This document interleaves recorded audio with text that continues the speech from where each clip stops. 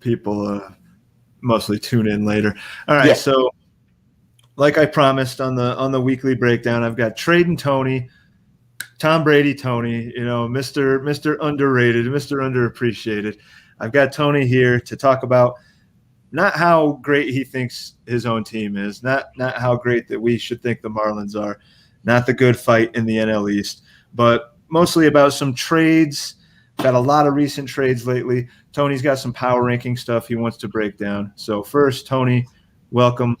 Thanks for taking some time out of your morning to come on and talk some ABL with me. How you doing? Good. And like last time we talked before the show, I got to start with a beer. Tradition. Baseball guys stick with tradition. This one's called Tropic Wonder. It's a sour ale with passion fruit, guava, and mango. Oh, man, I love passion fruit. I recently discovered fresh passion fruit when I was in Thailand in 2019, and I haven't been able to satiate that craving of true fresh passion fruit. I wonder how it is in a sour beer. It's pretty tasty. Yeah. It's always a good time for a sour beer. Yeah. Yeah. Especially since we had frost warnings last night. No shit. Yeah. Man, we're like mid 80s here pretty much every day already. If I look out the window, there's still some snow up at the very top of the mountains. Yeah. But it'll be gone in a couple weeks and replaced with mosquitoes and other terrible shit. So before we get into the trades, I do want to mention just a little bit. Anybody that watched the breakdown knows my personal surprise at how well the Marlins are doing. Do you want to take a minute? Do you want to take a gloat minute? Take a early victory lap? Well, being more than halfway to your pizza bet already. I don't have a healthy outfield, but it's like we discussed, and I think something that some people might remember. I said is I'm going for the death by 1,000 paper cuts, and no one. I don't think anyone could have predicted the injuries were going to be this bad this year. Not generally, no. And I mean, we have the typical the roster manipulation where the guys are getting called up, and then the taxi squad or however you want to call it. They're on the rotating bus between AAA and majors and AAA, and then the roster manipulation with the Super 2 status and all that stuff. I mean, that stuff's gonna happen every year. We could have all predicted that stuff was gonna happen, but the body's just breaking down. I don't think anyone knew it was going to be this level. And I didn't even predict it. I didn't think I was going to think it was going to be this bad. I just wanted to have the death by 1,000 paper cuts approach because I knew they'd have the light days like Mondays and Thursdays. And, like Duke said, I think in that podcast, filling up your lineup or a majority of it on those light days can get you a good head start. It does. It can cover up warts. Also go back to that same podcast where Jeff was you're not going to be scared to go up against my starting pitchers or hitters. You look at it, you're like, okay, who are these guys? But if all of them just get, 2 or 3 points every game and don't get, a prolonged 5-day cold streak, that's all it takes. Well, a perfect example of what you're saying was our matchup last Monday. I believe at the end of the day, Monday on a shorter slate, you had scored 50.5 points. To my, I think 7 and change. I was still in single digits, and you and the Padres both had already put up over 50 on me on a Monday. And granted, I have a lot of injuries myself, but even if I was at full health on a short slate, I would not have had a guy starting at every position. Really, not even close. Because my bench is really thin as it is. One of the guys is a catcher that doesn't play every single day. McKinstry, maybe he'd be starting, but my bench is mostly an outfielder and a backup catcher. So even if I was completely healthy, on a day like that where you put up 50.5 points on a short slate, if you do that 2 or 3 times a week and the other guy's putting up single digits, all of a sudden that's 100 points that you scored that he didn't, and as evidence that you you and the Padres both kicked my ass. I showed up both matchups on the biggest loss margins. Mm-hmm. It's not just because of that, but that ties right into what you were just saying. It's a perfect example, and it just happened. Yeah. And you, like you said, you even bring it up too, where you're like, you go over the fantasy points per game, and the same people show up, but then some of them are showing up because they have 56 games played. Mm-hmm. Last week was a good example of that also. You had Arizona, Oakland get in there with low 50s of games played. And what you don't typically see is you don't really usually see the Marlins in there. You don't see them in points per game per week. You don't see them in points per game on the season. Nope. But they don't have to show up on that list to be fighting for first place in the division. Where you're 11 and 5? Does that sound right? No, 15. No, you have more games played than that. Yeah, 15 and 5. We're all at 20 games. Yeah, 15 and 5. 15 and 5. Yeah. So, you don't have to show up on those lists. Yeah, the Marlins have been on the big ass kicking list a few different times. It happens. But those are just stuff that I chose to talk about on the weekly breakdown. Not like that means anything. Oh, no. It does. It is a lot of the same teams showing up there, and it's oftentimes a lot of the top teams, the Pittsburghs, the St. Louises, the Dodgers, the Tigers, the White Sox. But then you see sometimes the Phillies show up, and they've shown up in the top hittings. The Marlins show up on a big ass kicking or a slim victory or whatever it is. Yep. But those are the teams that are sitting at first place in their divisions, are in playoff spots right now, that don't necessarily have a lot of the flash to them and still get the job done. I think one thing I'll add on, and then we'll move on, is to build off your last statement, don't have the flash. Like in my mind, as this season went on, about week 3 or 4, I'm like, okay, I just want to get to about 120 to 140 in pitching and 120 to 140 in hitting. What's the easiest way to do that? So you fill your lineup every day for hitters. For pitchers, I think I have 7 guys. Is it 7 pitcher slots we have, I think, in this league? I have 7 guys. I have 7 guys who are bullpen guys who can go 1 or 2 innings every day. So, you get on an off day where you don't even have a start, okay, you get a guy who comes in, pitches an inning, gets a hold.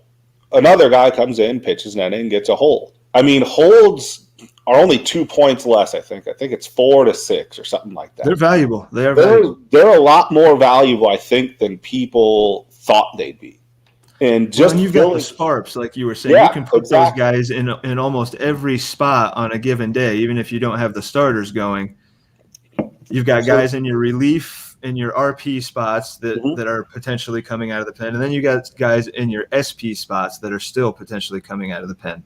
Mm-hmm. Which is great. I tried to kind of do the same thing when I got Cal Quantrill. He's a sparp, and he threw 3 innings last night, and he's really, I think, the only one I have. Maybe if you count Nick Tropiano, who just got called up with the Giants, I can throw him in an SP spot when and hope that he comes out of the pen later, and then I don't have to worry about maybe sitting a guy, benching a guy that ends up coming out of the pen, and I played the wrong relievers. If they're all playing that day, at least it gives those extra spots. But man, you've got it down. I got to say, maybe this doesn't keep up the whole year, but so far, the death by a million paper cuts, it's clearly working. I wanted to look up that because I was watching that Cal Quantrill game last night for a little bit. What 3 innings? I think he gave up a run. Yeah, and I just want to highlight that because didn't win the game, pitched 3 innings. Okay, didn't even get a hold, just pitched 3 innings, and he got 8 points. Yeah, that's like a crappy start. Like a mediocre start. Yeah. You don't eat up a start by doing that. Yeah, I had Joe Ross. Don't use a start. Range short in game, eats up a start, like you were literally just saying. He got 10 points. Cal Quantrill, no start, 8 points, and he might even be able to go again. I don't know. Maybe by the end of the week he can throw another couple or so. Yeah, that's those guys are almost always 2-start weeks. Yeah, it seems like Well, anyways, what were you? What do we want to cover first? You were saying? Well, let's jump into some trades. You want to jump into some trades? Yeah, I guess I had a notes on 3 of them. And I don't even really necessarily have notes. I just wrote them down so they were like easier for me to remember, and I didn't have to sit there and scroll on the page. So it's like when I say notes, yeah, more it's just like, hey, here's what happened, and then let's talk about it. Go ahead. Give me what you got. What's the first one? Well, the first one is funny. I had notes for each of them, and I'll go with this one first because literally stuff like this just happened this morning. We'll go over this morning ones. Yeah. But the first one this one I had was Nationals and Twins, and it was where the Nationals get Royce Lewis, Ty France, and a 2022 first-round pick. The Twins gave up $15 in salary and Walker Buehler. Okay. So Royce Lewis and Ty France were $10 in salary. Royce Lewis is nothing yet, technically, because he's not up. Yeah. But I mean, I'm just counting it, looking at the salary. Yeah, I got you. And then the Twins got Walker Buehler, who was at 50. Okay. The Twins also got $15 in salary. So they only took on, in theory, you could say, $25 in salary. Because you minus the 15 from Buehler's 50, he's at 35. And Royce Lewis and Ty France were 10. So, I mean, in my notes, I said, Twins get an ace for cheap, can make a push in the AL Central, while only taking on $25. Nats gained 2 youngsters and a high pick in the draft.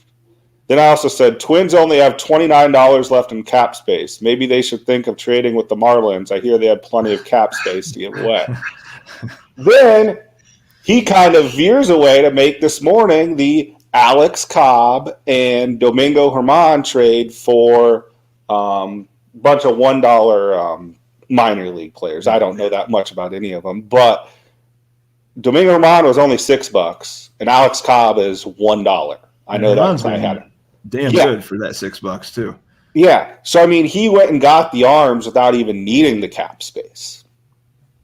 Well, Tyler went from shopping Bellinger to keeping Bellinger and acquiring in some people's eyes, a top 5 pitcher. Well, we'll just say top 10, which is definitely a top 10. But when you factor in the youth, like take away the salary, like skills wise and age wise and dynasty, he cracks the top 5. He's easily top 10. The $50 tag is tough.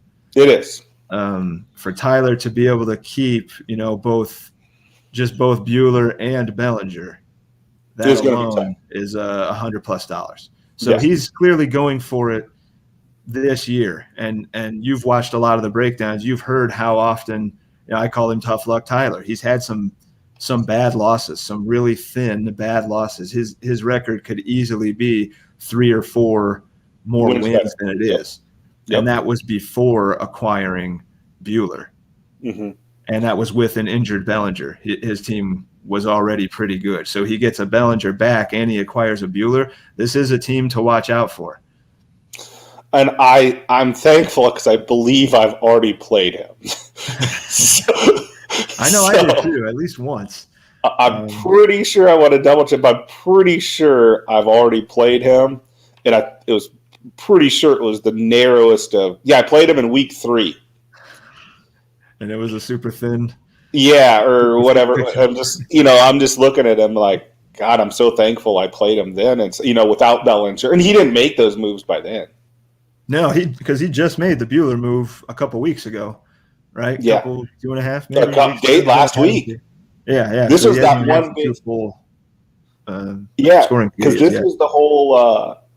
I think this was the domino started by the Nationals saying they. And keep in mind, I said this to, I forget who I said this to this morning. They're the only team that's made a dump proclamation. Right. That said, hey, we're being realistic about this season, and we know we're not going to be going for it. So now did the Nats proclamation come before or after the Garrett Cole deal? I think it was I don't know exactly. It was very close together because Harry took that tough Harry had that tough week 2 weeks ago, And then pretty much immediately traded for Garrett Cole. Mm-hmm. And then I think the Cole trade happened. Man, it might have been the same day. It might have been the day that the Nats made that proclamation, because guys were saying it's going to be interesting to see the Nats set the market with Buehler. And then it ended up being Cole that was dealt first. Mm-hmm. Right? I think that's how it happened. Call me crazy. I know they were real close together, though. Let's see here. But, like, if you look at the two superstar pitchers traded recently in Cole and Buehler, I don't know if that necessarily sets the market. One is $60, the other's $50, so they're both high price. They're both studs. Buehler's considerably younger, but I guess you can say that maybe the market has been, at least for the high-end starting pitching, the expensive high-end starting pitching, the market has been set on picks and prospects, it seems to be. At least in both of those deals, it was largely picks and prospects. I mean, I got Nola back for Cole. I guess that's not really fair to say that both of them were, because I did get Nola back for Cole, but it was also two prospects as well. The Buehler deal, it's a prospect and a first rounder, and then Ty France, who I think was then shipped somewhere else, if I'm not mistaken. Yeah, he just was part of that trade this morning. Yeah. Okay. Yeah. So yeah, used as another chip. I mean, maybe he probably didn't pick up Ty France with the intention of using him as chip. Maybe he did. Tyler's a smart owner. Maybe he did intend to use him for another piece later, and then he did. So, yeah, both Cole and Buehler moved within a week and a half, 2 weeks of each other. And then this morning, Acuna moved. We've had some massive names in this league shift. The Acuna deal. We'll cover the other Nats deals, but I want to, that's a decent segue into Acuna with these giant names. It doesn't get any bigger. I mean, if Tatis or Soto gets moved, but after that, I mean, Acuna is about as big a name on the hitting side as it gets, and salary wise as well. So which deal were you saying you wanted to talk about now? The Acuna, the Cincy sending Acuna to the Dodgers for Brendan Davis and Jake Woodford. Yeah, and he was Lenny was hitting me up yesterday, trying to he was trying to center a deal around Robles for not surprised. Yeah, I mean he's a Robles fan too. Yes, he is. Yeah. And I thought he was just fucking around for a while. I thought he was just kind of trying to poke at you, but he really is a Robles guy. Yeah. Yeah. He really is.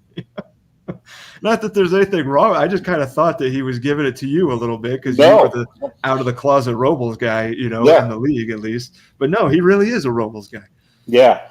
So, anyways, back to that trade. It was so clearly that didn't happen though between you guys. You did not trade Robles to Lenny. So his answer to that, maybe not his answer to that, but he still had the machinations working because he made a couple this morning. And one of them being sending Acuna to the powerhouse Dodgers. Yep. So he gets him out of the division. Thank yous owed from Pittsburgh and St. Louis. Now, no Acuna in division to mess with. Sends him to my division, makes the Dodgers even tougher, who I thought were already pretty top of the mountain. And we were kind of wondering, is Joe going to answer? Joe is not easy to deal with. I don't know if you've tried to trade with Joe. I've tried to swing a deal with Joe. He knows his players' value, and he knows what he wants back for him, and he's not going to make many concessions. It seems like Joe's not easy to deal with. I'm looking at his team. I just pulled it up right now, and I don't even know he needed an outfield bat, I think. Oh, you got one. Yeah. And I think was Bradley Jackie Bradley, was he Fabapalooza? Man, he may have been, because was he signed? Yeah, I don't think he was signed. And I don't know. Yeah, either way, you got him for, is he $1? No, $6. Oh, 6. Okay. Oh, no, 12. Sorry, 12. Sorry, 12. Oh, That's why I said that. 12. Because I was like, well, that feels like an auction then. yeah. Because I don't remember talking about JBJ for $12 on the Fabapalooza pod. Yeah, That because was all Alex Wood. He has JBJ for 12, and I mean Mark Canna for 8 could have happened. I love Mark Canna, man. In a points league, Mark Canna is gold. Yeah. So, but I mean, to pair him with Blackman, and then Acuna, one of the biggest things too is that I look at this is he's left, center, and right. Yeah. Triple eligible. Yeah. I mean, super expensive. He's what, $74? So Joe probably he's 70. He's 70. 70. Okay. Yeah. Maybe it's Tatis at 74. Joe very likely does not plan on keeping Acuna, but he really helped himself out for. I mean, there was no question that he was in contention for this year, for the whole thing. So he can still make one more big move. He has 104 left. Yeah. Yeah, Joe's team was well stocked and well above, what do you say, like with the average high price or whatever, if you take guys like over $30 or whatever, like Joe doesn't have Devers blow his money on 3 or 4 guys like some of us did. Yeah. Yeah, Devers was his most expensive before that at 40. Yeah. And he took the mid-20s approach, like got a lot of guys in the mid-20s to high teens. On the other, like, you can't not like the deal for a team getting Acuna. Like, it's hard to say he did anything wrong. I do like the Cincinnati side, and I don't know much about Jake Woodford, but I was talking to some of the other guys in the Discord this morning. Brandon Davis is a very high ceiling prospect, and that's even with my anti-Cub bias that I have. I grew up hearing about how great Bobby Hill. We don't need to go through that list. Yeah, so I grew up hearing about these guys, and how great they were going to be, and always thinking Cubs prospects like from Kerry Wood and Mark Pryor were overrated. But Brandon Davis could be the real deal. Like, he could be the real. I told Duke this morning I have him in my top 200 dynasty rankings overall, not prospects or anything. He's top 200 like overall already. That's how high Davis's ceiling is, at least for me. And I haven't seen him play a bunch. This is going off of like people that I respect and trust to analyze prospects better than I do. I'm super high on Brandon Davis. I don't, it's hard to say like either side got a steal, but Dodgers get Acuna and they give away a high dollar lottery ticket. But on the same token, Cincinnati gets back an incredibly high ceiling lottery ticket, and they weren't keeping Acuna for $76 next year. I mean, maybe he had Freeman too. Sure, that's going to be the next one to drop. That's just my guess. Sure. I don't. Lenny is a guy. Lenny's a man with a plan, and to get back what I consider, he's a top 10 bat prospect, easy. I don't know if he's top 10 overall, maybe top 15, top 20 for sure. But Trax has him at 39. 39, overall. Yeah. Okay, so that's fair. I was just pulling up his Trax page, and the one thing that I liked about him is the guy walks as much as he strikes out. Yes, in today's game, holy cow! Yeah, he's not one of these guys with super high, and he does have plus power, but he doesn't whiff all the time either. Yep. And if Jake Woodford ends up being anything, like I said, I don't really know anything about him, but I think he's more just rotation filler, because I don't think Lenny just to get started. So that way he actually has, I'm not going to say competitive, but a full lineup of a guy who just eats it. Every staff's going to need in this league a guy who just eats innings. I was talking about with Urena last night, and then he gets hurt. Like, man, he's had several starts already this year where he's went 7. You can't say that about a lot of guys. And I don't think it sounds too serious. It was just cramping. I don't think Right. like everything I read from the beat writers just sounded like cramping. But yeah, no, I mean for that could be one of those win-win. Like we always talk about those. It might take 1 or 2 years, Yeah. for Brennan Davis, but and these guys they fizzle, more often than they hit, but the athleticism and the power, they seem like they're going to play in the big leagues already. And he's barely been above high A, I think. Yeah. And he's still at high A. A, just high A. That's all. He's a Cubs prospect that I'm actually excited about. I can say that with confidence. So good deal, good deal for the Dodgers, of course, and potentially a really nice deal for the Reds as well. It'll take a while to kind of find out. Well, I'll discuss. You mentioned Jose Urena. He was involved in one of those big trades, and then after that big trade, he got traded to me. So so it was the Cubs. The Braves get a 2022 second and third rounder, a 23 second rounder, Alex Kirilloff at $16. Ooh, okay. Junior Fernandez at 1, Tim Maiza at 1, just 2 prospects, and then Cabron Hayes at 31. The Cubs in return get Mark Melancon at 3, Yelich at 54, Urena at 1, and Diego Castillo at 5. So, I mean, you add all those up together, because I think Hayes has obviously been up, and I'm pretty sure Kirilloff's played in the majors, right? He's not minors protected. Yeah, he's his salary cap. Yeah. So, I mean, the Braves are taking on 49 in salary, and the Cubs are only taking on 63. So to get Yelich and 2 pretty good bullpen pieces, and you're only taking on $14 more in salary. Yeah, because Hayes is with 31. 31. Yeah. And Kirilloff 16. So I guess the notes I said is, now this was the interesting one. I went back and looked. The Braves are really building for the future. I wrote this down.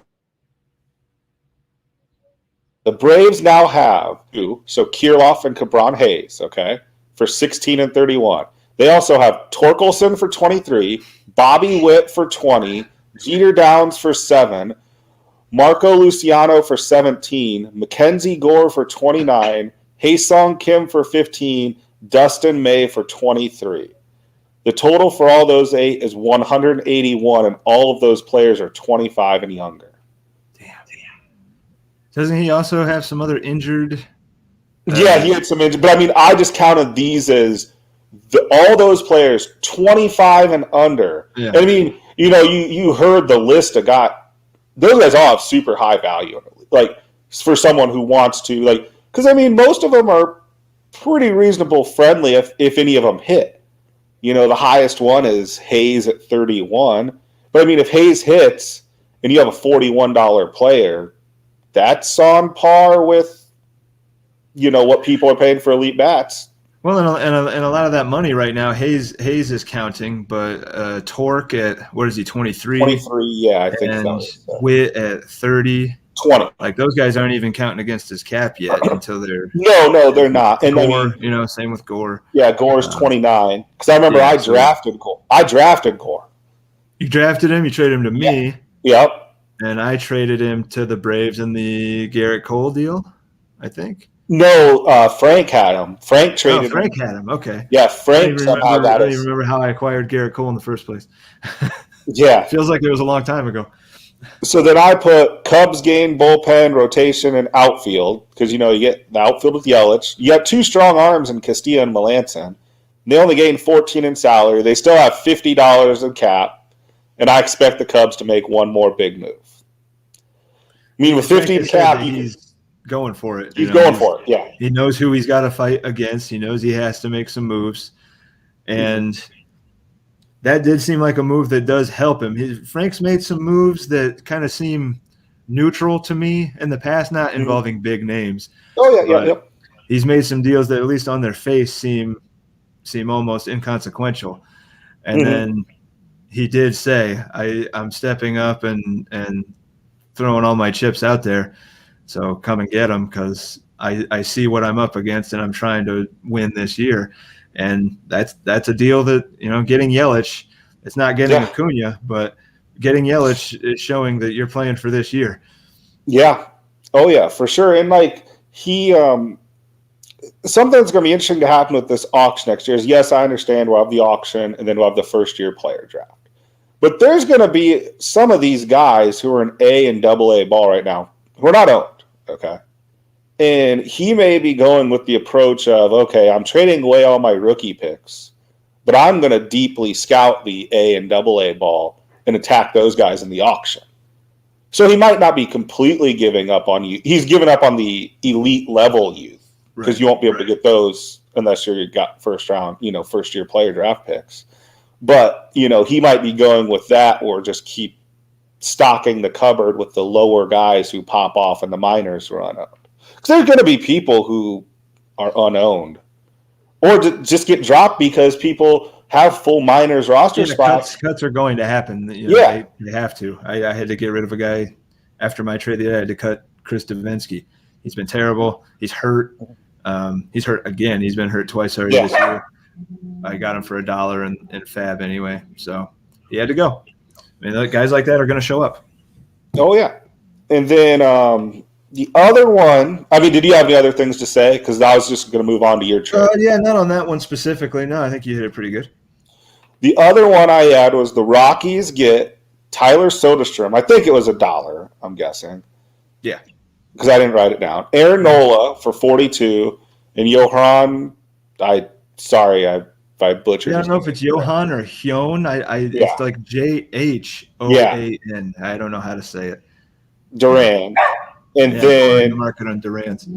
Yeah. And then the White Sox get Cole for 60 and a 2022 second rounder. The comment I had is Nola is younger, obviously, than Cole. Can be kept beyond this year, plus gaining top catching prospect in Soderstrom and a young arm with intrigue. White Sox still have $46 of cap space. I think they hold off for another month, make 2 smaller moves for $20 type players. The reason I say that comment is because he literally, once he had that bad week, he's like, bam, got to make, got to shake things up. He did not hesitate. He did not waste time. And his team's good enough. He's probably going to roll through the next 3 or 4 weeks like he had been before that one bad week. And then, because wins are going to be so tough to come by, especially in that division now with the Tigers and the Twins. With the Twins making the moves they have, the White Sox being as good as they have, and the Tigers, I think they're up there with the NL Central with the top 3 teams. They are tough, man. And Harry, I had gotten to him way earlier in the year before I had Garrett Cole about Aaron Nola, just because I was, pissed at missing out on him in the auction and such. But I had been shopping Cole around. Oh yeah. And I was finding it tough to get what I felt was fair value back. And I was kind of getting worried that, like, man, the high-end starter market, because of the price tag, it's going to be really suppressed. Like, this is actually going to happen. Harry came to me with the Cole idea, and he had thrown some names at me, and we got it done pretty quickly. He gave me a short list of prospects to choose from, and there were some other high names on this. Langoliers was on that list. Don't remember exactly who else. And, Soderstrom, maybe he's still young. He's like 19, 20. Maybe he doesn't stick at catcher, but the bat is supposedly, good enough to play in the bigs. And Duran is in AAA already, hits triple digits, but the repertoire maybe looks like he might be more destined for relief. He's been starting in AAA, but I'll roll the dice. I've since already moved Soderstrom, of course, but I like the potential for Duran, and I think that was about the best I was going to get for Cole. I I think it was. I had said in one of the other pods before, full disclosure, I was this close to dealing him straight up for Bellinger. Mm-hmm. I really was. I saw, Bellinger's 5 years younger, $10 cheaper. I probably still wasn't going to keep Bellinger at 52. Maybe I was if my team was going to go in a kind of a different direction.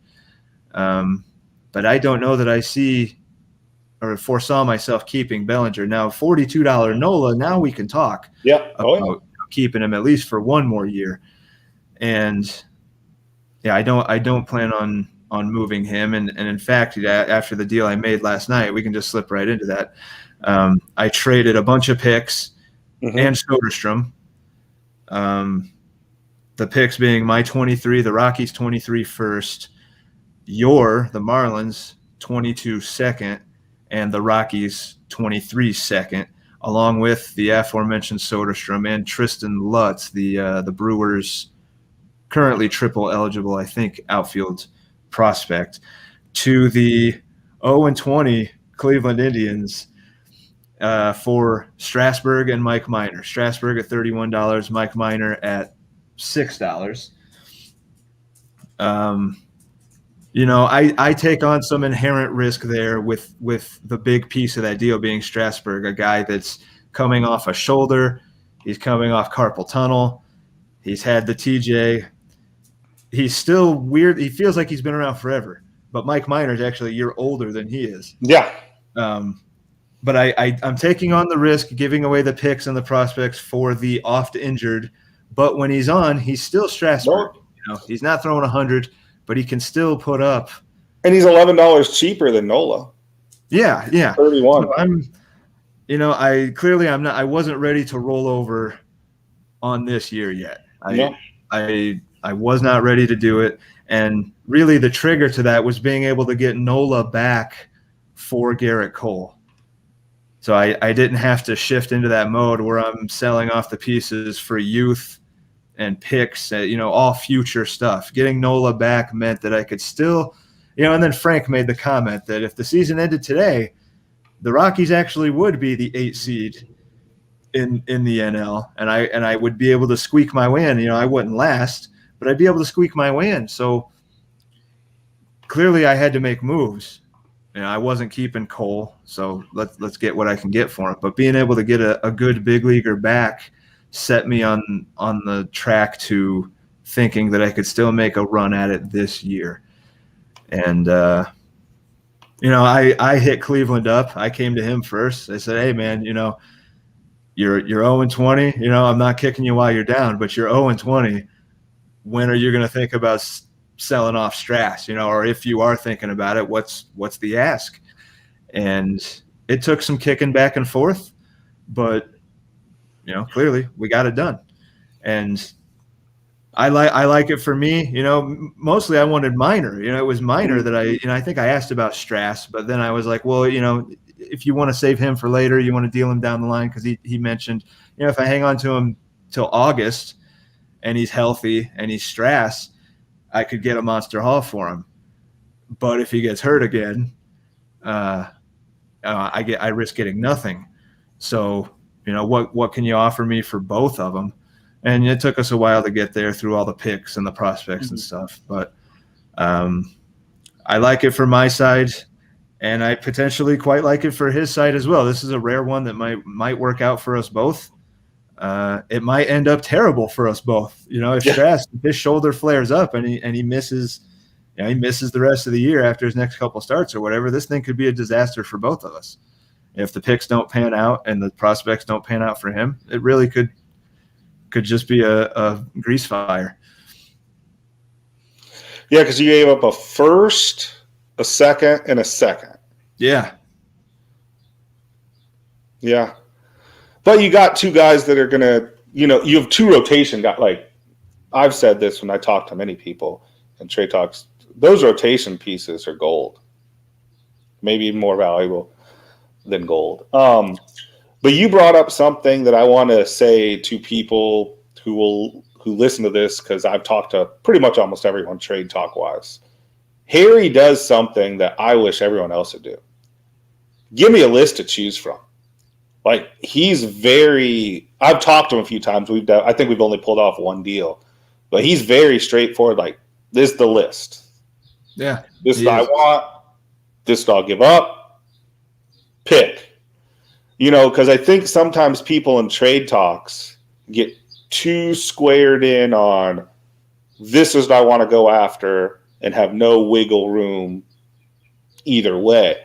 Where sometimes you may find out that values differ and the trade talk starts off for Garrett Cole and turns into Strasburg. I mean, that wasn't how this worked out, but I mean, because you don't figure out how to. Well, that's kind of how it happened with Cleveland. Is like we started kind of talking about Mike Minor, and it turned into, and then it was Strasburg, and then it was kind of both.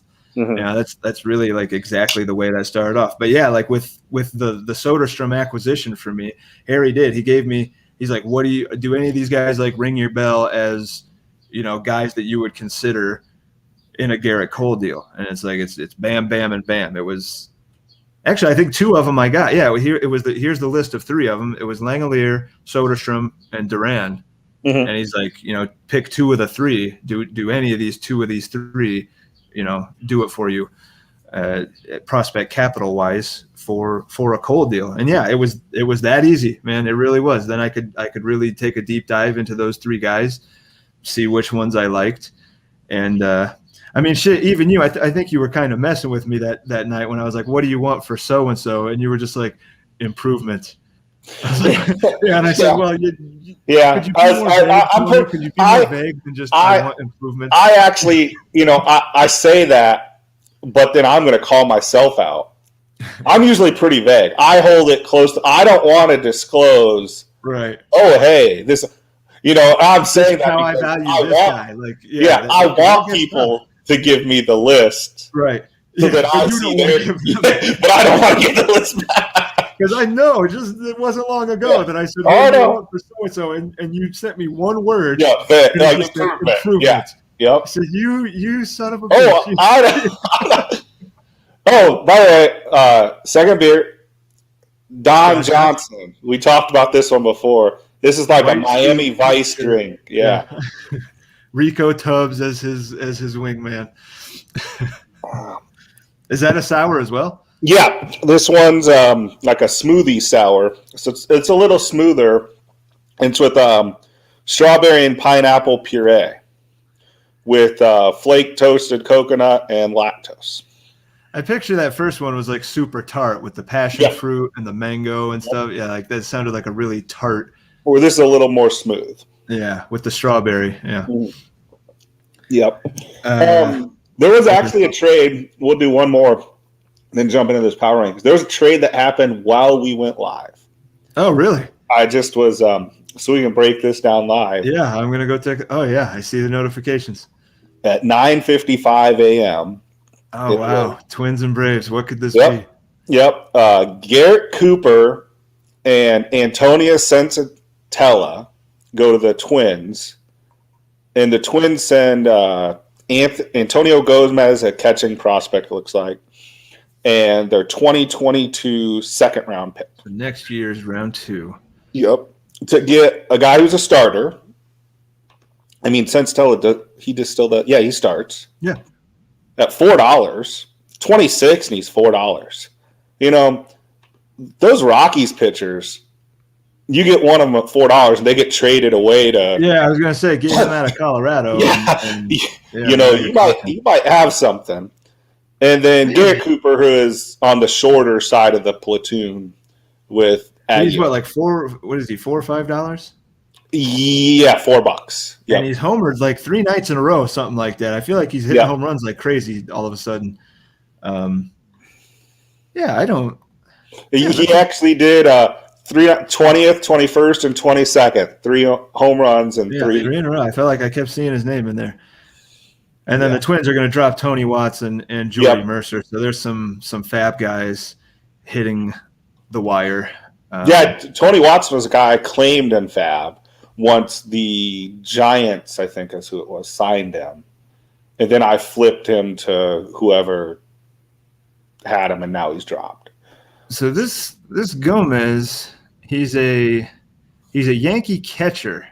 Yes. Yeah. And I know who's the other big prospect catcher for the Yankees? Don't they have another one? It's Yeah, they have another Austin one. Wells, right? Yeah, yeah. Yeah, Austin Wells, who was involved in one of the big Nats deals. So who was that? That was Nats and Rays. Rays traded Austin Wells and a second rounder to the Nats for Pete Alonso. So these Yankees prospect catchers are getting some movement lately. I can't say I know anything about Gomez. I don't know a single thing about him. Yeah, don't really know much about him. Uh-oh. I'll wait for it. It looks like something happened with your feed. Am I back? Yep. Nope. Your sound's back. My sound's back, but my camera is not. Yeah, my camera just like shut off on me. I have no idea. Let's see. There you go. You're good. Huh. Weird. Yeah. I think I have like too many tabs open at once because when I tried to open the tracks tab to look at the trade, everything started slowing down a little bit. Oh yeah. Yeah. I think I've got 11 of them right now. Oh geez, you got more than me then. But I have a shitty laptop. I'm in the market for a new one. But this works for what I need it for. I have to justify like that and the upcoming PlayStation 5 purchase to my wife. So I got to juggle my balls. I might have to wait for fantasy season to be over to see if I won any money. Yeah. Because the way it's looking now, I don't know. Hopefully our NL only team can be named your new laptop. Dude, our NL only team is absolutely kicking ass. Thanks to Jesse Winker, Ronald Acuna, the pitching. Captain Jack just got his ass kicked, but he's been racking up the wins. We've been having a great year with that NL only team. Yeah. So the power rankings. Oh yeah. Do you want to go there? I got a couple more trades. I got a couple that I wanted to run through. No, that's fine. Go ahead. Yeah. Nats. We just mentioned the Pete Alonso deal. So this was like part of the Nat dump. You had the Buehler deal that we went through. You had the Pete Alonso deal. Oh, I forgot. Yeah, I forgot about and then there's one more because there was one more monster name, and we'll get to that after this Nats deal. But the other Nats deal that they made was so they acquired Ty France in the Buehler deal. Mm-hmm. They then trade Ty France and Keston Hiura to the Oaklands for the Padres 2022 first, which if you're looking right now, looks like it's going to be a later first, but still a first. Travis Swaggerty and damn it, I don't remember his first name. Medina. Luis Medina. He's a Yankees prospect. Yeah. So Oakland trading some picks, a pick and some prospects for Hira and France. And then, like I said in the Discord the other night, he gets a couple bats and then a big one goes down. He loses Ozuna.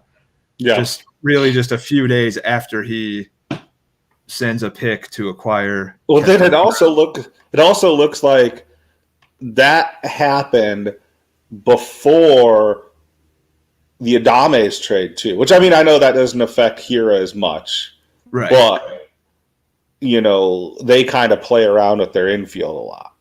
Yeah, in Milwaukee. Yeah, they were the first ones to do Moose's second, right? Yeah. They'll jumble it up.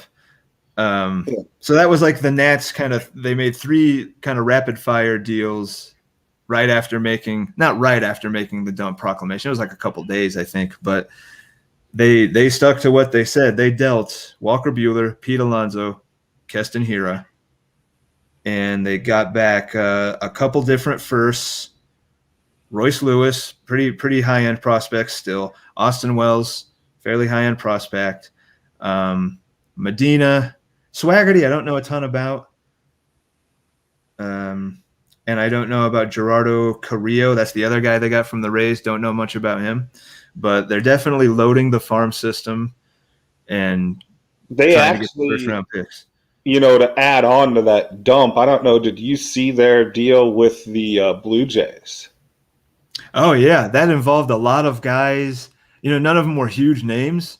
But no, it was but a total 8-player trade or something like that, right? Yeah, because Mark got Yimi Garcia, which is a high leverage arm in the Miami bullpen. Yeah. Will Crow, who had that start we heard about, against the Cubs. Brad Hand, good bullpen arm. And I don't know much about this Seth Brown, but Is that outfielder? Yeah, first Yeah, baseman, left fielder. I guess Yeah. he's.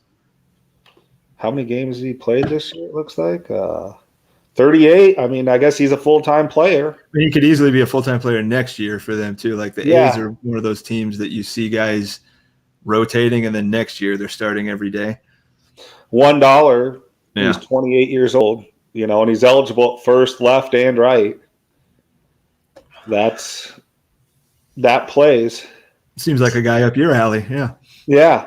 And then the Blue Jays really gave up a second rounder, Dave Bednar. It's a Pirates arm. That kid's got good stuff. He could be if they trade like Richard Rodriguez or something, like Bednar could be a leverage or saves guy, I think. That's fun. So I pop up, I click on his name. You click on stuff and they have the blurb. Literally the first words that stick to my eyes, I see this. Should the team trade Cricker Rodriguez, the 26-year? I have not looked at his blurb. That's just he's a Central guy, so we've seen, some Pirates games. I've seen the kid pitch. He's got good stuff. He really does. Just how your eyes and mind work, that pops off the page to me. That's good stuff. And then what else was it? Matt Adams, who's now on the injured list, it looks like. Or he was. I mean, he still is, but he's going to get activated soon, it looks like. Right. Jorge Alcala, I don't know much about him. He's a bullpen arm. And Josh Lowe, who got optioned. He's a prospect, though. He's 23, yeah. Yeah, he's a name. He's a bat prospect. Yeah. So, that was an interesting deal. A lot of names going back and forth, but not a lot of guys I knew much about. So, I didn't throw it on the list because I didn't want to sound, stupid. But, I don't know a lot about a lot of those guys. But, I mean, it's one of those – it's very similar to – and I know you guys talk about this a lot – where, like, a Frank and I trade. Where, like, our latest trade was the Jose Urena for Michael Fulmer. Right. Fulmer, I wasn't really going to get. I just wanted a piece in the starting rotation. Because with Fulmer, I think he was my 8th or 9th bullpen guy. I think I still have 8 bullpen guys. I might be down to 7. I don't know. And he is a spark, right? Fulmer is he's a spark. And I could not, on the off days, I had to look at workloads to see, okay, who am I going to start this day? Yeah. Who am I not because of, they pitched 2 of the last 3 days. Okay, well, roll the dice and bench them versus someone who hasn't pitched in 5 days. So, that deal reminds me of that helps Mark with his bullpen. Right. Where we're finding that we're used to leagues you can just run to the wire and churn through these guys. Well, now you can't run to the wire to churn through guys. You've got to run to the Chicago Cubs, the Toronto Blue Jays, the Colorado Rockies. You've got to run to those teams and say, okay, you have an excess, I have a need.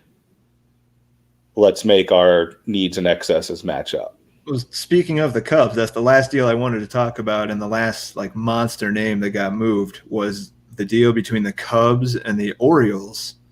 The Orioles trade J. Ram, Jose Ramirez, Monty Harrison, and Robert Stevenson, who I think the Cubs have since dropped, for Josh Fuentes of the Rockies. Who is that? Ryland Bannon, Danny Duffy, who is probably the main major league piece, unless you consider Fuentes, and then 3 fairly late picks. I think it was like 2/3 and a 5th or something like that. And that's the package for what will pretty obviously be a J. Ram rental. As Frank had thrown his hat into the ring and said, I'm going for it. That was the going rate for, correct me if I'm wrong, but I think he was like a $54, $55 J-Ram. It sounds about right, because I did check in on Jose Ramirez. I want to say it's 54. 54, yep. Yeah. Who when you compare that to like the Acuna and the Soto and the Tatis, that seems like a reasonable price, but $54 is still $54. And when you have a team that has still Yelich and whoever the hell else Frank has, I know I don't have his roster in front of me, but he's going to have some tough decisions to make. like a lot of us will. But that feels like a rental package. What the O's got back is not necessarily terrible. Duffy's he immediately got hurt, but Fuentes will be an everyday player that he can slot in, I think, at first and third right now on tracks. Duffy will be, what is he, $15, something like that, 12, 15, that he'll be able to put into his rotation. And maybe he gets something from one of those 3 picks, maybe. Duffy was $3. Duffy was? Yep. Oh, wow. That's way cheaper than I thought he was. I don't know who I'm thinking was 12 or 15 on the Royals. Maybe Brady Singer? I don't think he was that expensive. Maybe the most expensive rotation arm for the Royals? Oh, gosh. Yeah. It wasn't even like the I had Singer, and I think he's with – Singer might have been I think he was like 11 or something like that. See a double digit? I think anybody in the double digits is probably the king of that rotation. And I'm pretty sure it's the Pirates because that's why I'm pulling it up. And Singer hasn't been bad. I mean, no. Even if he was $11 or $12. Singer is 11. 11. So, yeah, that's still – he hasn't been bad. For some reason, I thought Duffy was like 15 or so, but maybe another auction I'm thinking of. But, yeah, that's the true rental package price, I think, right there for a rental bat. It's not really the Yelich deal. It was the J-Ram deal. That feels like both sides knew you're renting this guy. I'm not going to get a first rounder back. So let me get some big league talent and some picks back. And it was more like bulk picks rather than one high-end pick. So if one of those 3 picks turns into, a utility MLB player or a bullpen guy or something, that's probably pretty good. Well, and the salary cap relief. Yeah. Because I didn't write that down. That's another thing too. Is you had the Reds, they traded away Acuna. You have the Nationals doing what they did, what we talked about, and I forget the other big name. But you trading away $60 Cole. Those were tough decisions you're going to have to make. Those decisions got a lot easier for these teams who might even not even see themselves competing next year. Or who knows? That $70 could turn into 15 MLB players. Depending on the cuts that are made and everything, yeah, it easily could. Hey, man, go ahead and start talking about the power rankings. I got to take care of something for like 2 minutes. I'm going to run in and I'll be right back. But no problem. Start giving what you got on those power rankings. I'll be right back. No problem. So I had a message exchange with Tyler this morning, and I don't know how many of you have actually – I've got the power ranks pulled up onto the overall power rankings. If you scroll all the way over to the right, there's 3 categories that kind of show you where you're going to head, in the future, like how does your team stack up roto-wise, and toughest schedule. And we obviously can't edit them, but you can sort them by column, and it kind of goes into some of the things that have been being discussed, it looks like, in the Discord with like teams having, who has the true unluckiest schedule and who has the true luckiest schedule. And you can kind of see that play out with how certain teams have been higher scoring than others, and their record doesn't reflect that, and how other teams maybe are not quite as high in the points scored category, but due to their divisional opponents or luck of schedule of who they played early versus who they may play late, how that plays out. And it's there's a lot of different things that you can play around with that, people should look into. I was just going over like those power rankings. Have you scrolled over to the right? All the way, like the different sections? No, so it says overall power rankings, okay? So if you click, I don't know if you have it opened or not. I don't currently. Okay. Let me see what's going on here. But I can. Let me make one quick phone call and I'll be right back. Yeah, sure. So full disclosure, Tony drinking beer. not as much of them. I'm drinking strawberry Perrier, fancy French sparkle water. I'm trying to get off the soda. I'm terrible. I probably average drinking a bottle of Coke, not like a 2-liter, but like a 20-ounce probably a day. And I generally feel terrible about that. So trying to wean myself off of the empty sugar of the soda. Let me pull up the power rankings real quick that you were just yakking about. I know I've got them saved.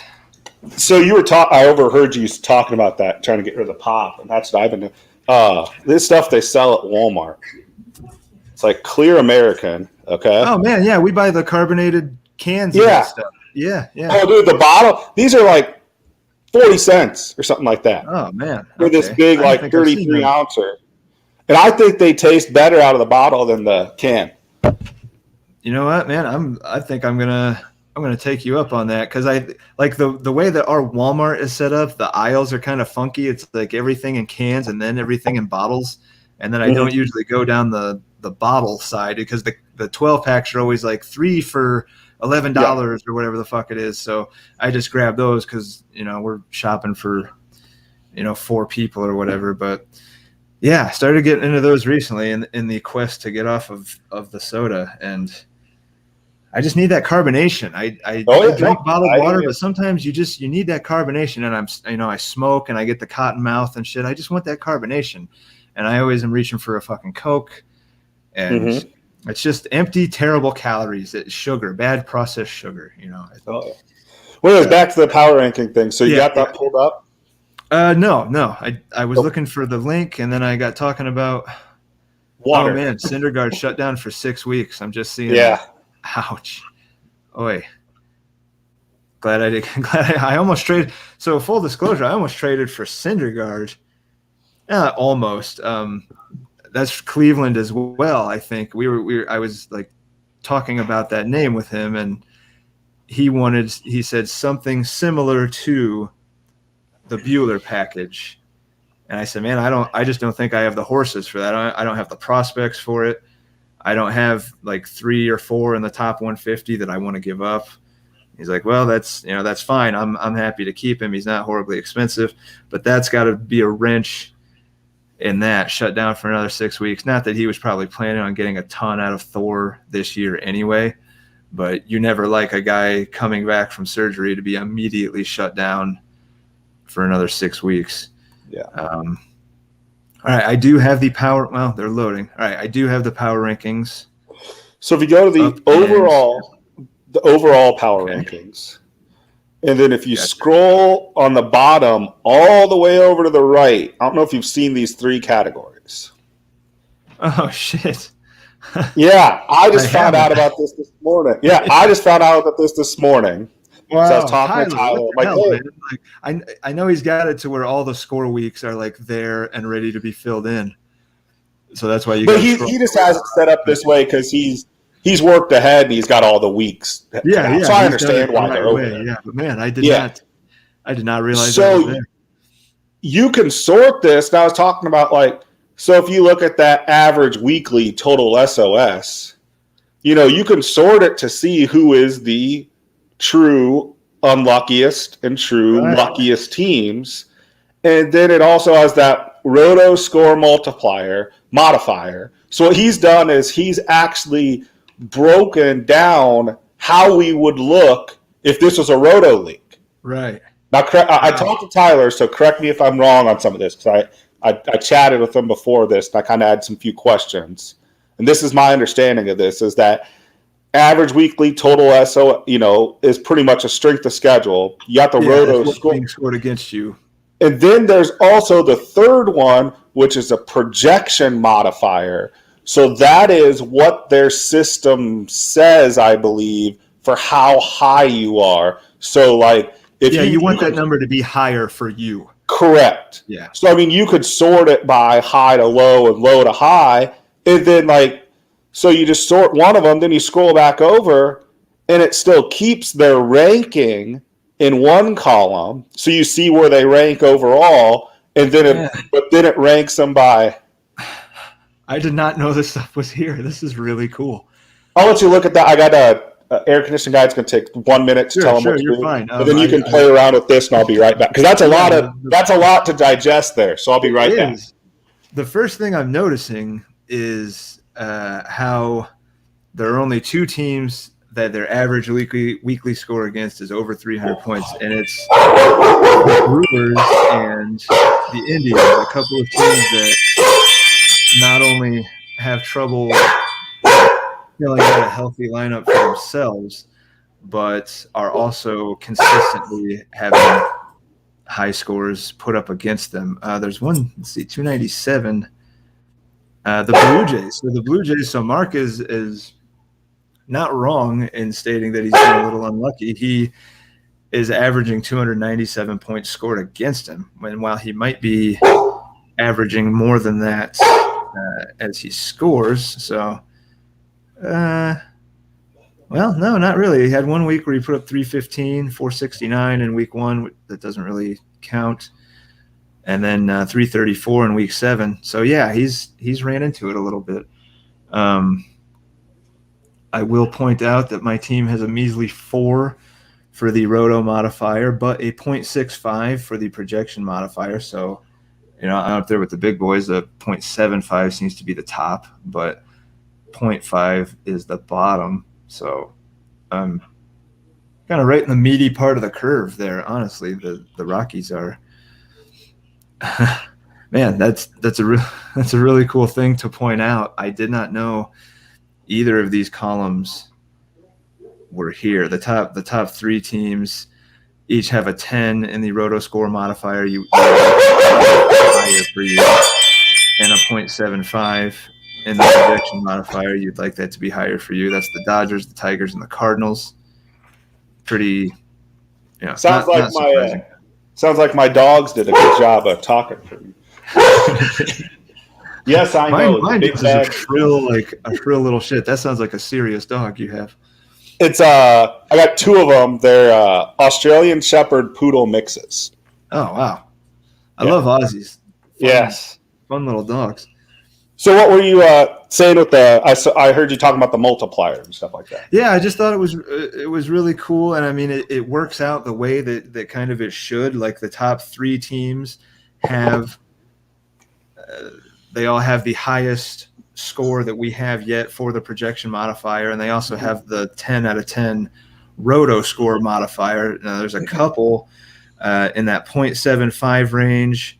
The Padres are actually 9th overall in the power rankings, but have the 0.75 projection modifier. So maybe they're down a little lower than they should be, and they're already pretty good in the standings.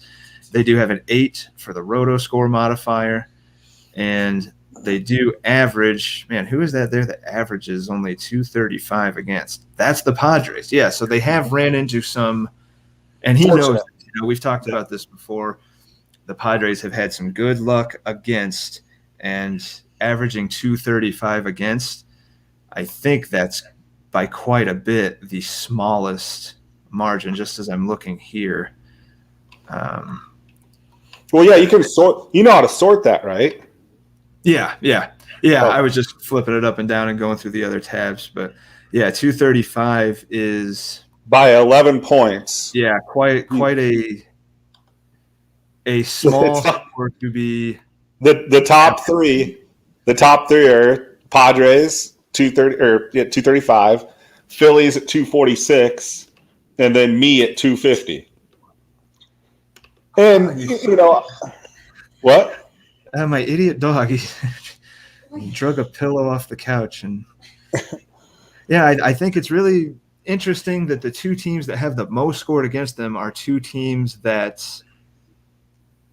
already struggle to put up a lot of points themselves, a lot of injuries, a lot of prospects, not like in the Brewers and the Indians, not teams that, they're like, well, if only I was in that 250 range or so. Like these are a couple guys that have had trouble filling out lineups as it is, but they are also really getting whipped just as it is, and the teams that they're facing, they're the only two teams that are over 300 points against.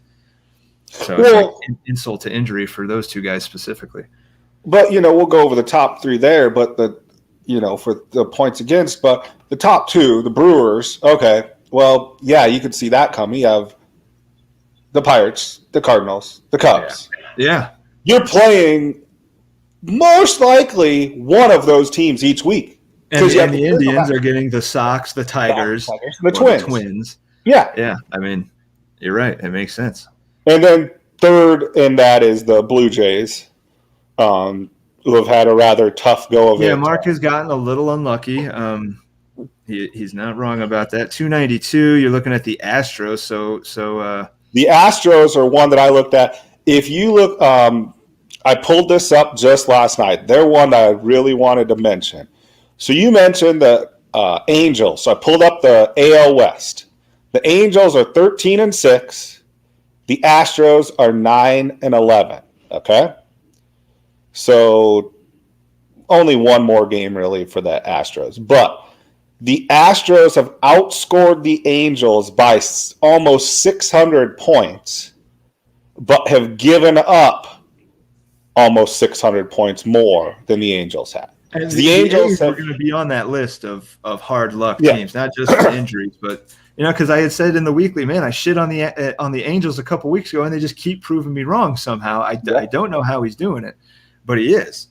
Kind of like when I said about the Mets a few weeks ago, and I was like, man, how are the Mets, whatever they were at the time, 5-9 or something? I was like, how did he win 5? Like, he's had so many injuries and stuff, but sometimes these guys can sneak around and pick up these W's. And I can speak to this personally, and I've said it, and it's meant as no offense, but after I think me and Adam, the rest of that division, I mean, you have the Nationals who've sold. So think about that. The Mets are playing the Nationals who've pretty much sold their team off.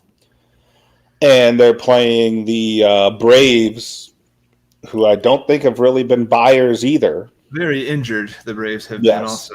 Yeah.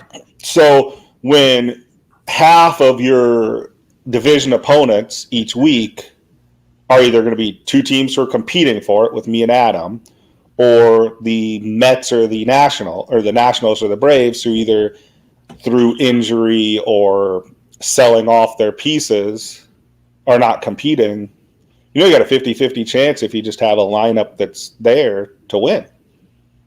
That's true. Yeah. And the Brewers and Indians both are in very tough central divisions with teams that are scratching and clawing. Cubs, Pirates, Cardinals. The Reds are not a pushover. And then White Sox, Tigers, Twins. Yeah, these are tough divisions. Nobody has it easy. That's the thing. It could have been either you or Adam that were taking up the eat, but nobody has it especially easy. You look at the best teams, and the Dodgers are competing with the Padres. The Tigers are in it with the Sox. Like, none of these guys have an easy road to the division. Maybe the Mariners. The Mariners might have the perceived easiest road to winning their division. But that's with the Angels and the Astros then. Yeah, it's not going to be easy. But just looking at the records and stuff now, you can see the Mariners maybe pulling away. Their pitching has been consistently great, 4th in points 3 weeks in a row, and I know he's been up there in some of the others. So maybe if you were going to pick one that has the easiest path to winning the division, I might say the Mariners right now, and that's not to offend, but the A's, as we said, just got hit hard with a major injury to one of his biggest bats, at least 6 weeks, and then for a hitter, it's his hand, it's his fingers, so he probably doesn't come back 100%. And that's a team that kind of the Braves, they had Riley's coming on and stuff like that. They may not need to push him back in 6 weeks. Albies is coming on. Yeah, they might be able to let him. I know their outfield prospects are more, Pache and Waters. They're more, I think, defensive than bat oriented, but they're a team that's going to be gearing up for like playoffs and such. They're not going to want to rush him back. No. So I don't know what the A's are going to do. he's in a tough spot right now, especially for making that trade to acquire the bat, and then your really big bat goes down. That is very tough.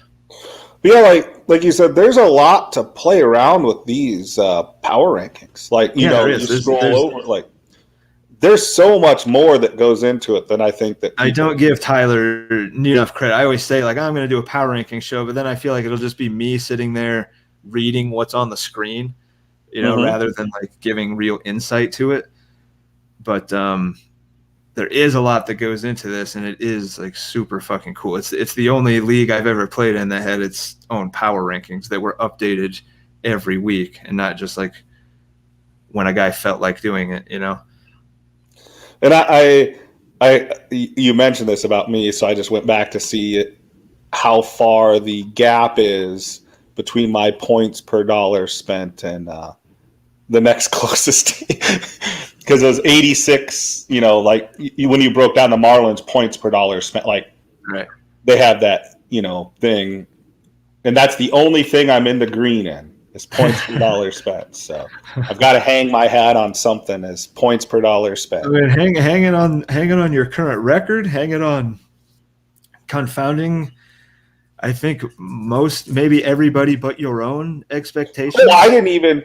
I think I've discussed this with you. I know I have with other people. I honestly, my bare minimum expectation this year was just to win the pizza bet. So that's like, I'm at a 70. I'm winning at a 75% clip. All I wanted to do was win at a 40% clip. You're gonna have that pizza locked up by the All-Star break. Yeah. Well, also now it's turned into I just want to be the first person to have officially locked up a pizza bet. Right. So I think most of the other ones are year enders. Yeah. Where this one is contingent on getting to a certain number. Yeah. Yeah, and I mean, no matter what, once I get to it's 21 wins, I have it locked up because the 21 wins would have been if we played a full season. Right. So even once I get to 21 wins, no matter what happens the rest of the year, it was a winning percentage base, not like a raw number. And you're eating delicious free pizza. Yes. With your sour beer. Yes. No, I think that night I was going to bring on that peanut butter stout again because we talked about that last time. Damn. But probably that. But all right, man. Well, good talk. Thanks for coming on. I'm going to wrap it up because I have to do some work stuff here shortly. Yeah. We'll get it thrown up. I mean, this has been live, but it's going to eventually go to YouTube or whatever. I don't think many people are like watching right now. So thanks for doing it. Play around with those power rankings, guys. Like those two have put a lot of effort. And, it was dumb luck this morning because everyone was talking, but Lenny and Tyler are both online, and I hit them up, and they are more than happy to answer any questions. Like, anybody that made it to the end of this thing, fucking give these guys some props. It is a really cool little tool, and even just as simple as scrolling over to the right. I did not know those 3 columns were there. I really didn't, and they're a really cool thing to look at. You can. I know Mark did the numbers for his own self the other night, like the median average score of the week. Like this, well, now you can see what every team is up against every week as an aggregate. So, like that is, and the adjusters and the modifiers. That's really, really cool stuff. Yeah. So I mean, we have and I wanted to bring that because there's been discussions in the Discord, and some of this stuff could have just been easily settled. Hey, look, we've got someone who's put their time and effort for our league into these formulas, on top of their full-time jobs, Yeah. It's pretty cool. I mean, keeping up with this 30-team league is a full-time job. Yeah, this league's only a few months old or whatever, but I do really enjoy it, and I think everybody's going to stick around, but I hope everybody does. I mean, I know everybody's at least around for next year. Everybody's paid through next year, but I hope this league like grows and fosters. Duke's doing a cool thing. He's got all of his leagues together on Discord and stuff. He's running 3 leagues. You and I are both in at least 2 of them. Yeah, we're both in the same 2. So yeah, I like what he's doing, man. I like to be a part of it. I think it's awesome. When I even told him I've got another buddy who's like, if that league ever has an opening, I'd take. It doesn't matter what team, just because it's such a rare concept. What he has going here, the 30 usually teams. It's just names behind teams. You don't know these guys. You barely. Most of the time, you send a trade, it either sits there pending because the guy doesn't do anything with it, or he declines it without any discussion or anything. But yeah, it's nice to be able to talk to people, and there's rules in place for everything. Yeah, which I like. I'm not complaining about that at all. I'm just saying we have a great constitution. Yeah, it's like the United States, man. Yeah. We have a great constitution. You just follow by it. Yeah, because there is a rule. Because that's why I mentioned that there's a rule that says you have to respond to trades within 24 to 48 hours or something like that. Right. It's understandable if somebody doesn't or something, but for the most part, there hasn't been an instance yet where I hit somebody up on the Discord or anything and they just never got back to me. It's never happened. Not once. Nope. Or it's never been even a thing where it was a week or something. I never had to like, hey, you there? Like I never had to do that. It's been a day or two, Matt. Yeah, everybody's responsive. Even if the guy's not in the Discord all the time, if you private message him, bam, he's right there. And most people even over apologize if it takes more than a half a day. Like, sorry. And I'm like, dude, I get it. Not everyone just sits around and does nothing. Not everyone is attached. Most of these guys have real lives. Yeah. Yeah. Most of these guys got to, do that stuff. So, yeah. All right, man. Thanks for being on. We'll do it again soon. Yeah. And, talking trade with Tom Brady here. So.